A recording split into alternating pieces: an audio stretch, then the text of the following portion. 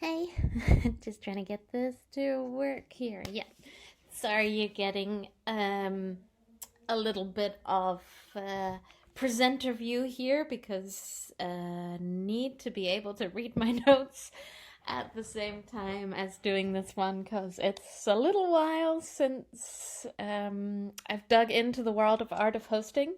Uh, this is in honor of you, Lily, the one person to choose this in the alternative weeks, and we never got a chance to really get round to what it is. And it's so far one of my favorite ways of learning how to host spaces, and I'm also a little bit sad that maybe I don't bring it, at least consciously, so much into my process.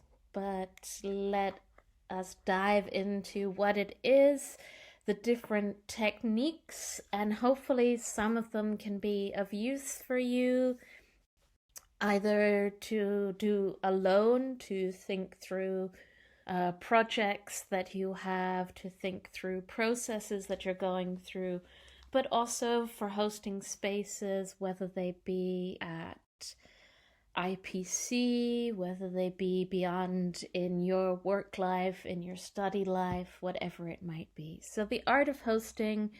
And what I'll also do is um, pop up a manual in the Facebook group that goes alongside this and possibly makes more sense to some of you than I do. And I must not criticize, um, not offended by that. We all have our different ways of learning and taking in information. So, the art of hosting is also referred to as the art of participatory leadership. Um, it's about engaging the collective intelligence of the organization and its stakeholders in creating sustainable solutions. And you can see on the side there my little note to myself: are there any words that you do not understand? Um, this is not live, so I don't really have the chance for you to say. So leadership is usually, for example, in my classrooms. Maybe it's me. I'm leading where this goes, but then participatory leadership would then be where I ask, for example, what you would like to do, what subjects you would like to cover, and then by engaging the collective intelligence, that is where I invite you in to make the lessons together, where you're making presentations about things that you are passionate about, that you are interested in, because that's then the collective. And then, of course, here with sustainable solutions, this would be in the classroom setting to make it a place that you want to return to, a place that you enjoy to be, a place where you feel that you can grow. But of course, in different scenarios, this would be different. So it's not about uh, authoritarian leadership, it's really about in an organization, in a group of friends, in a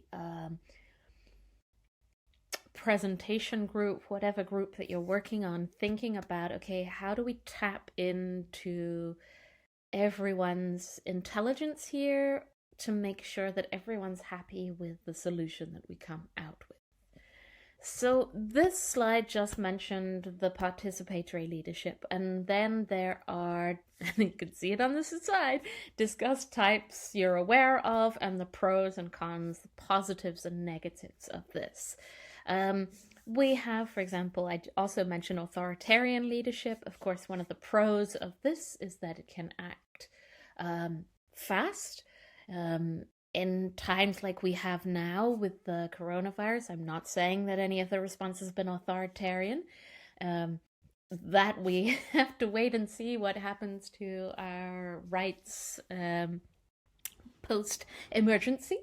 Um, but yeah, when you're a very kind of command driven leadership, where you have one person in charge, where it's hierarchical, that is making those final decisions. Of course, it sometimes can make the decision easier. Excuse me. Um, then you have emotional leadership. This a con of this might be in, sort of in direct. Oh my goodness, words, Felicity. Uh, Contrary to the sort of command-based leadership, that here you have a leadership which is maybe slower, but perhaps more accepted at the end. And then we did talk about this a little bit, I think, in the alternative weeks, of whether you think there is an art to hosting. And we talked about like what are good space, where are good spaces and where are negative spaces. And that's something you can also do here, to pause me and to think about the spaces you have been in, whether they're conferences, parties, lessons, workplaces, whatever spaces you've been in where you are together with other people, and how those spaces hosted you. What did they do? And where was it then that you felt comfortable? And where might you feel uncomfortable? And what might be the reasons for that? So I'll give an example, and then, as I said, you can pause me and discuss away or think about for yourself. So I have been hosted in spaces, for example, lectures. I went to 3 or 4 different universities, and my first university, I remember there was one lecturer who would basically read the slides to us when we were in the lecture, and I didn't feel hosted in this space. I honestly left every time and thought, why did you not just send us the PDF or the PowerPoint in an email? I didn't need him there. He added no extra. So I didn't feel necessarily hosted. I felt like my time could have been better used digesting the information myself, because there was no added extra. On the other hand, I had a lecturer in my intelligence studies course. This one was particularly focused on Russian history. And these really felt like a good hosted space, because the lecturer always had extra information to give. He had many stories that added humor, that added nuance, that added just a little tangent to what was going on. So you really had the art of public speaking there, and you felt hosted. You felt, even though you were maybe sitting in a room with 50 or so other people, that you were taken care of. You felt comfortable in that space. You felt like you learned something. So yeah, I think for me, there is an art to hosting. On a personal level, not necessarily so great at it. I hope slightly more improved on a professional level. So, for example, it's why I might move the furniture, why I might put mattresses down in human experience, because I want to create the space and the invitation to share, to be relaxed, to be comfortable, and to feel like this is a space where I am held and I am seen and I can share.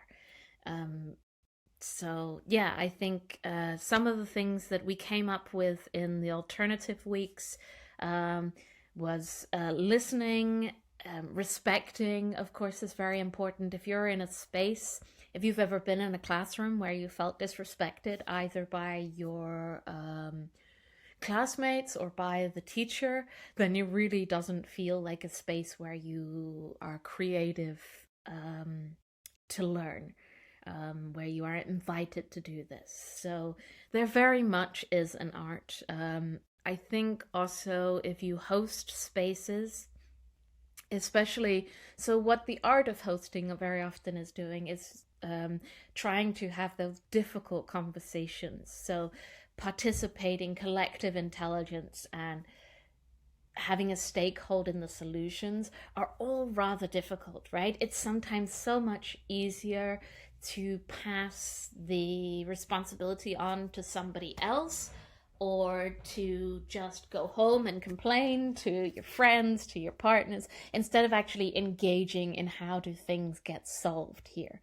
So it's not an easy process. And so one of the things that I personally also think is very important is that you're hosting a space that you are genuinely interested in finding a solution.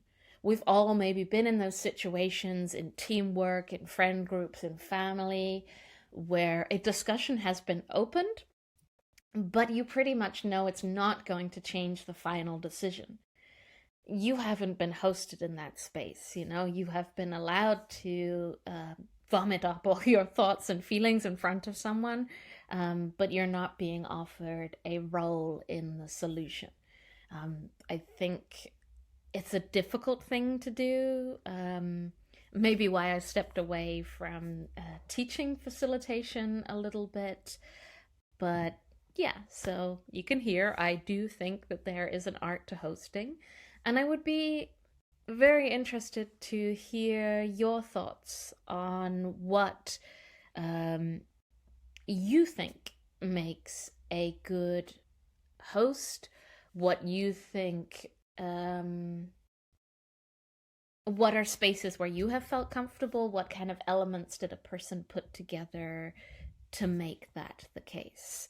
Not sure why there's that big red button there. I guess it's because we always think with these like commander-in-chiefs, with prime ministers and presidents and state ministers and people that have access to commanding an army or military, that there's always this kind of like panic button, like in a James Bond film. There's this button that you can press and it will end the world. And that way of, and you can see it in the note there, command and control methods don't usually work. They're rarely effective. We want to be engaged. The more engaged you can be in a process, in your work, in your friendship groups, in your study, in whatever it is that you're doing, the more likely it is that you're going to be effective, that you're going to be creative, that you're going to be productive, because you feel like you have a stake, a say, a voice. Even if you're shy, even if you're indecisive, even if you don't like taking on responsibility, none of these character traits lessen the fact that having a voice, a say, a control in your everyday life is not something important to you. There are different levels, of course, of that, and that's why also there are participatory leadership. You still might have people that take on the leadership roles, but then you still acknowledge that you need a whole team to put this together. So art of hosting grew out of, and you see the note there on the side, complex world. We don't live in a simple world. If we did, and I've said this before, and I will say it again and again, if we lived in a simple world, then I would be terrified or horrified or disgusted by humanity, because we probably should have solved an awful lot of things before now. It's why when I teach about violence, I say that for me, in some senses, it's a comfort that it is complex, complicated, interwoven with other things, because otherwise, why on earth are we still doing this? So this is some of the paradox is that we live with in today's world. So chaos, order. It's also, of course, a very binary list here. And I know I have talked about binary thinking before and how possibly unproductive it is. But you'll notice there's that double-edged arrow in between, and this can imply, of course, there's a spectrum between chaos and order.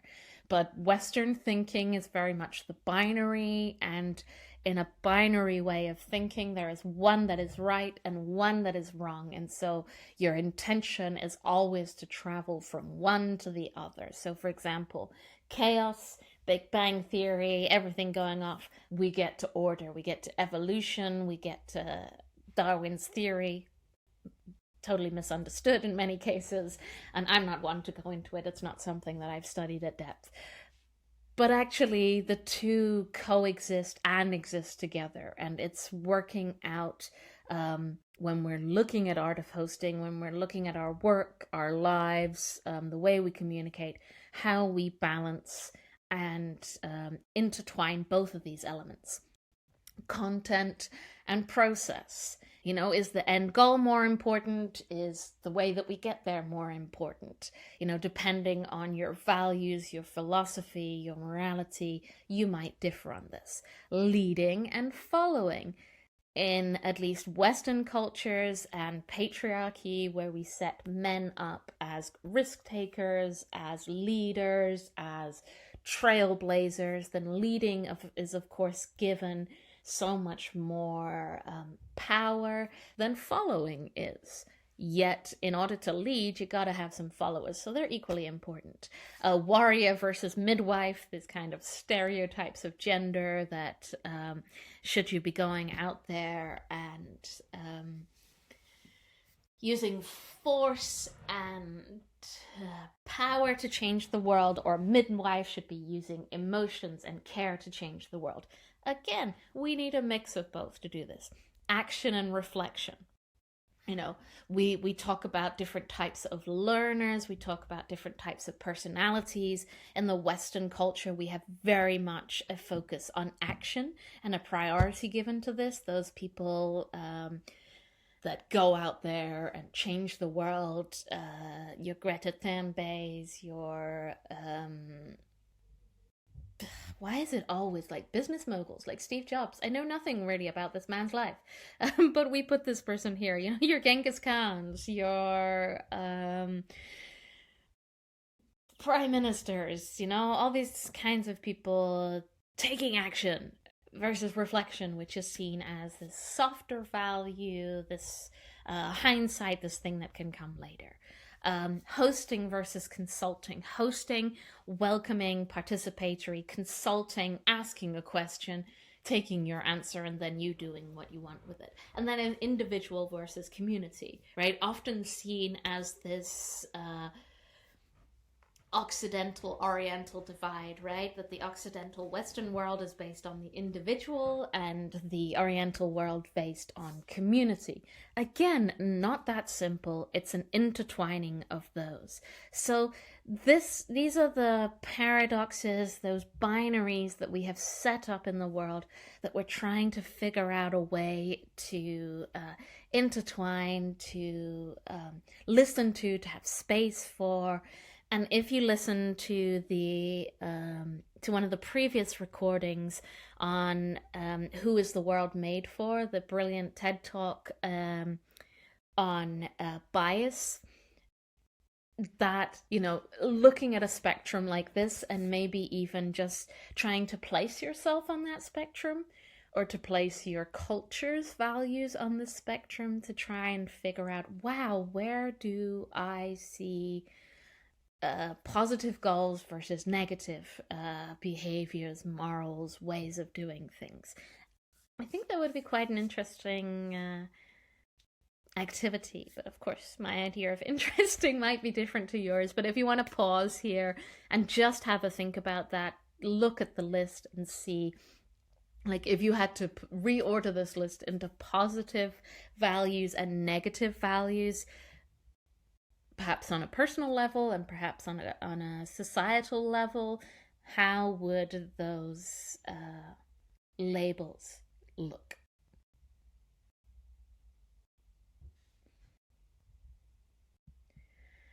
Um, and then, and you can see there's a lot of notes down the side here, so I'm going to be reading those too, but maybe it's good that you can see them too.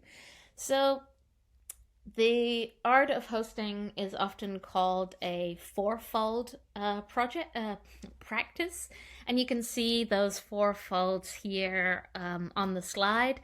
So individually, just going to read from here. Think about your own motivations, strengthening your courage to act. So, whenever you enter into hosting a space, whether you are leading that hosting or whether you are just joining the conversation, it's important to have that reflection on what is your motivation to be here. Are you just looking to say your piece and get out and not to be changed on anything? Are you looking to learn? Are you looking to be listened to? Are you looking for a particular change? And to reflect on that. Then you, of course, have your team level. Reading from the notes here, training competencies for collective reflection and wise action, practice co-creating, co-deciding, and co-hosting. It's a difficult thing to do. We live also in a very competitive society that often, we want to lay claim to knowledge, we want to lay claim to decisions, we want to be the ones whose name is, the byline on this decision, just like in a newspaper article, whose name is it that gets there? And so co-creating, co-deciding, and co-hosting are not something that we necessarily have been educated to be good at. I am terrible at this sometimes. I'm very much a lone wolf when it comes to things. And what I'm trying to learn, and also a book I'm moving my way around to, is that life is not a zero-sum agreement. If somebody in your team comes with a good idea, that doesn't mean that you have now nothing to add. It doesn't mean that you are less worthy or that you are less valuable. If I think, for example, of IPC as a team, when students choose classes, they choose in different numbers, and very often I have experienced that students do not choose my classes, and I usually take this as a zero-sum game, that I am no longer a valuable part of this team, that my contribution is questionable, my whole entire worth is questionable. But that's just not true.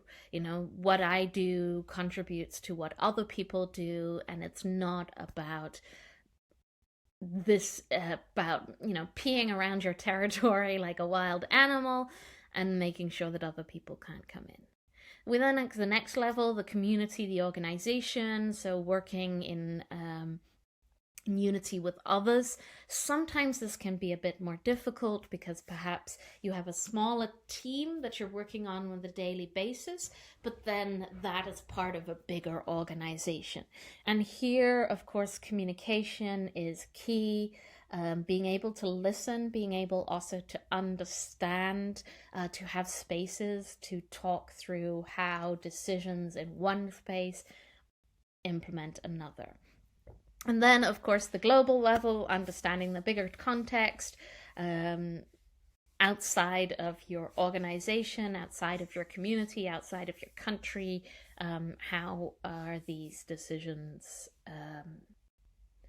these processes, these dialogues having an impact? So I like that this is, and I mean, I think everything is basically a fourfold practice, or you can put more folds into this, but it's just thinking about how all the, like Russian dolls, how the different parts fit together and how they can contribute to one another.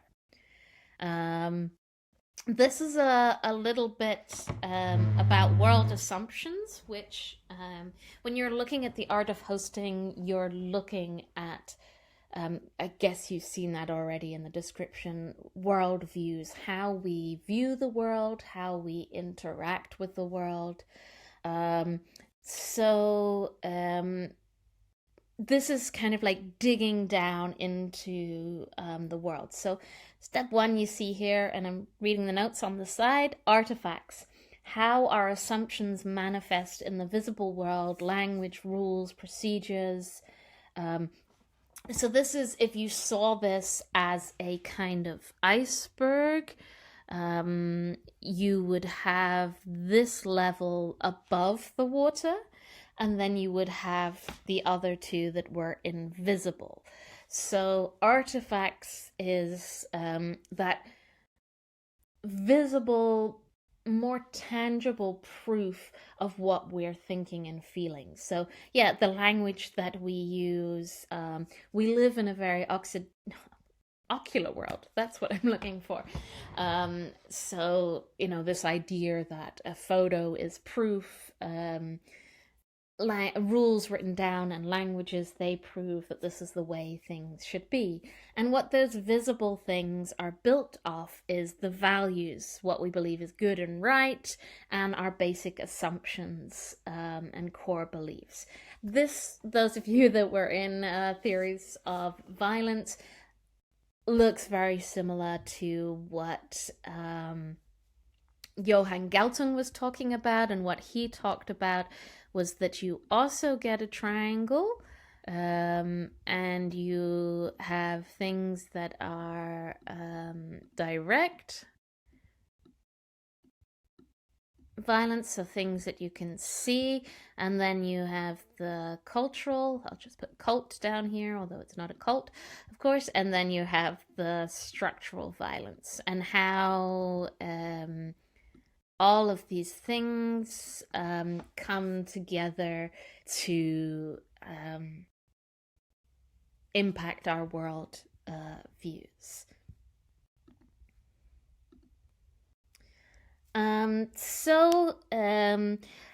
The basic assumptions of the world, we can see the world as a hierarchy, that we have people with power and people with less, laughing at the things going around in the news today that coronavirus has made Britney Spears a communist because she posted something about spreading the wealth. I have not seen any of the posts. I just saw this headline. But this would be more of a capitalist worldview, right? Where you have the 1% and then you have the 99 spread out over the different levels. This also implies that you have this kind of worldview implies that you have somebody at the top who knows how things function, who is making the decisions. If you looked at this as a Christian worldview, this would be God making those decisions that would know the best for the rest of us. What is more likely is that we live in a living system, so no clear leaders, networks, responsibilities can shift between people. We follow depending on different trends, on different connections. So it's not this same rigid system as you have here, where perhaps if this person were to be no more, then this one would move up into that position, or this one would move up into that position, or at least there would be a competition there. The other model here with the living system, what you might have is at one point this person is in kind of more of a leadership role, and then suddenly it's this person over here, and followers come in different ways. Yeah. I'm talking for 30 minutes again. I'm trying to keep at least this view. I can see how long these are, and I'm sorry these are like an hour long. I hope that you can come in and out of them as you choose, as you need to. I'm trying to pose questions as we go along so that you can stop, think about it, come back.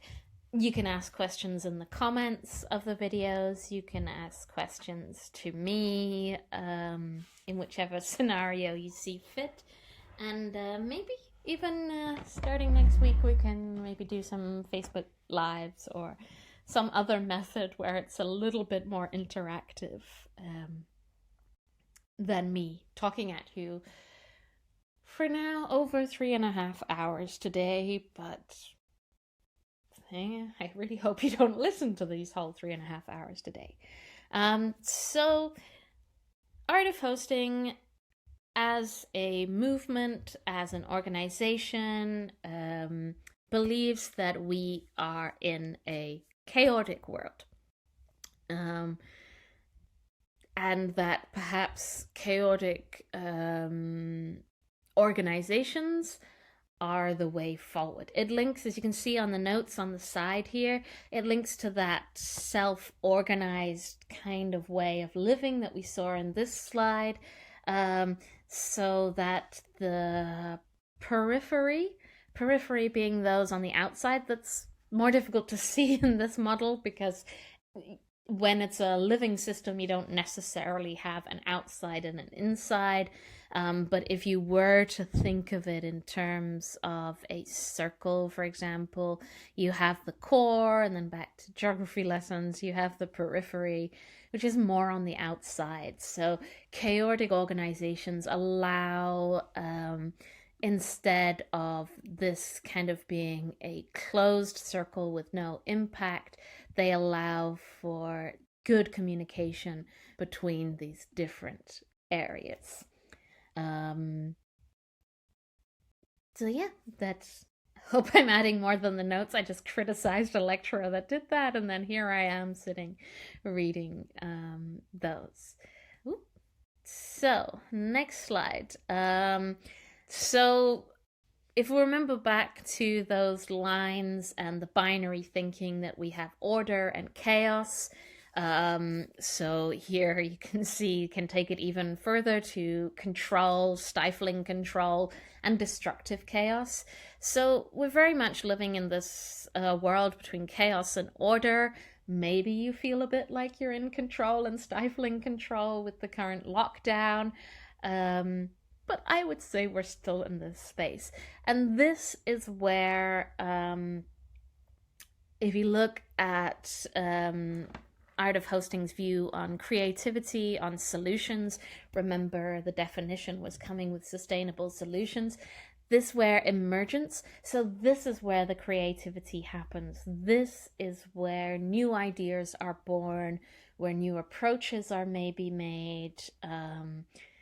And so we're looking for that dream space where, like in, let me go for green this time. Like in here, we're looking for this great space where we have creativity, where we have enough order that we feel safe, but we have enough chaos where we actually need something to happen, right? If we're just in the order, then everything is working fine. We don't need any solutions. So we need a little bit of both in order to invite change, invite creativity in. And then the 5 domains of reality. You see on the side, you're like, hey, there's only 4 there. On the side, it explains the 5th is disorder. So yeah, we move from those different places. So looking at reality, we can see it as complex. The relationship between cause and effect can only be perceived in retrospect. So that is when I was talking about how I see the world, perhaps complicated. The relationship between cause and effect needs some kind of analysis. Best practice, this is the simple world where we're like, yes, clearly this. This is probably very often where we put common sense, although everybody by now knows that common sense is not necessarily common. And then novel practice, this is your innovation, this is your creative destruction, not necessarily chaotic destruction, but creative. I know it says chaotic there, but this idea that two things might not necessarily be related. There's an innovation technique called random input, and I think that I would place that here. So Yeah, these are different ways that we might approach our reality, as simple, as complicated, as complex, as chaotic, or as disordered, which I guess is that domain there in the center there. And these different worldviews, of course, affect how we approach conversations and dialogue and change. So, if you want to engage in hosting a space, in sustainable solutions, in participatory leadership, you want a vision. You want to know where you're going. That's what this pretty picture is showing, although actually you can't see where you're going, but this is more the path. And a purpose. As it says on the side there, that's the glue that binds us together. If we have a joint purpose, and indeed a joint vision of where we are going, then that is the glue that puts a team together to go through a discussion to create and make sustainable solutions. So here we're going to take a look at this YouTube video. Let's see. Yay! It's going to come up. It's already up there, but there we go. And these are actually some of the people, I think it's some of the people that taught me art of hosting. I can't remember if Toke is in this or not. But this is just gonna, from their own words, describe one of those practices.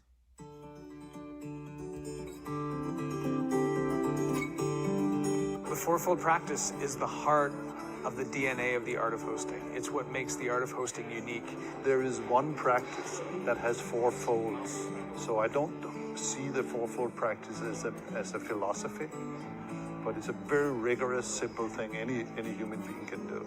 It begins with presence. It begins with bringing ourselves fully to the work that we're doing, to the situations that we're in, to the moments that we're in. And we sometimes talk about that as the first conversation we need to host is the one with ourselves. Because we can be out in the world with hundreds of different people, but there's hundreds of different people in here we need to host first. The dialogue inside yourself, the conversation inside, that's natural and that's okay. But if that conversation becomes reality for you, then that becomes alive in the world. If you're being critical always of yourself, how will you open up your heart to invite others' gifts and the beauty that they have to come into the work and the dialogue? The second practice is to be a participant. And the simplest form of participation is in dialogue. So it's speaking from the heart, speaking your truth, speaking with intention, speaking as a way of contributing to what's going on, as a way of making meaning together, and listening deeply with an open heart to the people that are around you and listening for possibility. What struck me so far is that people are willing to connect in a deeper level in their life other than an organizational level. And that's so unique to see people who work through these organizations that are not looking only the service of what they serve people, but are kind of communicating people into a personal level. Certainly we have a lot of knowledge, we have skills, we have abilities, but what are some other tools that we can do to enhance what it is that we bring to work together? How can we move forward? What sorts of things can we do together to make a difference in our communities? So the next circle here is hosting conversations. That's what you're all going to go do. When people say they want to live in community, I'm saying, what are you going to practice to make that living in the common unity real? And how are we going to go out in our communities and invite them into good conversation to work on the issues that are important to us? If your hope and plan is to host conversations in community, to make change in community, to make a difference in community, then that's the third fold, is to step into that work of hosting, to become a practitioner of good, meaningful conversation, of hosting them. You can't be very good at the piano if you don't practice. If you want to be a good host, it's important to go out and practice. Practice being in conversation. What we practice is what our future will be like. So if I practice kindness, I practice listening, I practice asking questions from my heart, that's what I will become. once you know somebody's story, it limits the amount of the kinds of behaviors you can have towards them. It really creates the conditions for good and creates the conditions for the fourth practice, which is co-creation. And so in the Art of Hosting, we talk about this is not hero-based leadership. It's not about one person coming up with an idea, one person coming up with a vision, one person leading a path, but it's about creating the spaces for co-creation. Over time, you want to build a community of practitioners. You want to move into that space of working with others to co-create the kinds of futures we hope for. Support each other, practice together, connect with each other, learn from each other. None of us are smart enough to deal with the complexity that we're dealing with in the world, with complex situations. None of us are smart enough to have the answers. So to co-create something is to benefit from the diversity, but also to co-create something means to pay attention to the relationships, to pay attention to staying in it together, even when you don't know what the answers are yet, even when you're not clear about where to go.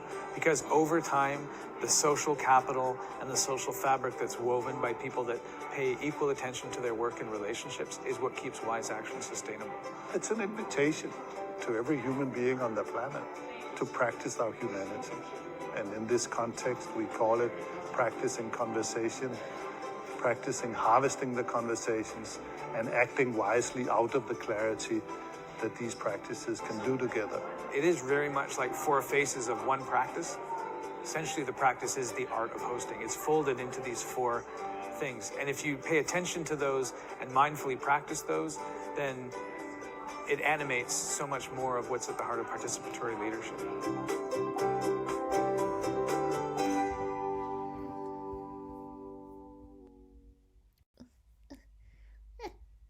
No, don't start playing the next one. So, sorry about the little sound effects there as we moved from one to another. But here, just a visual image of what was just said in the video. So they started here with be present. They talked about hosting yourself, being open. I really like that idea that you have many voices inside yourself, and which ones are you going to bring forward, which ones are important to you right now, and how you then will be present in the conversation. And then practicing conversation.